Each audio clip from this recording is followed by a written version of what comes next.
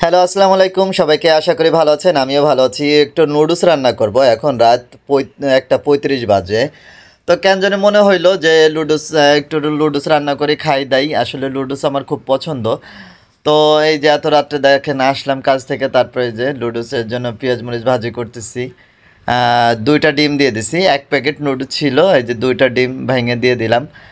তো নাড়াচাড়া করতেছি। নুডলসটার ভিতরে এই যে হালকা একটু পরিমাণ মতো লবণ দিয়ে দিবেন, যাতে ডিমটায় লবণটা ভালো করে মিশে যায়। তো লবণ দেওয়ার পরে নাড়াচাড়া করতে থাকবেন।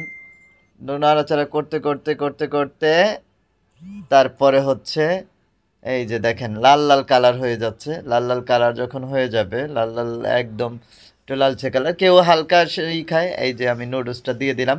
নুডলসটা দিয়ে দেওয়ার পরে এই যে নাড়াচাড়া করবেন, নাড়াচাড়া করতে থাকবেন, নাড়াচাড়া করতে করতে নাড়াচাড়া করতে করতে একদম লাল হয়ে আসবে। এই যে মশলা দিয়ে দিলাম, নুডলসের মশলাটা দিয়ে দিলাম। 2টা মশলাই দিলাম। নুডলসের আগে এক্সট্রা একটা মশলা ছিল, আর একটা মশলা আছে, 2টা মশলা দিলাম। মশলাটা দিয়ে খুব ভালোভাবে নাড়াচাড়া করতে করতে একদম করে ফেললাম।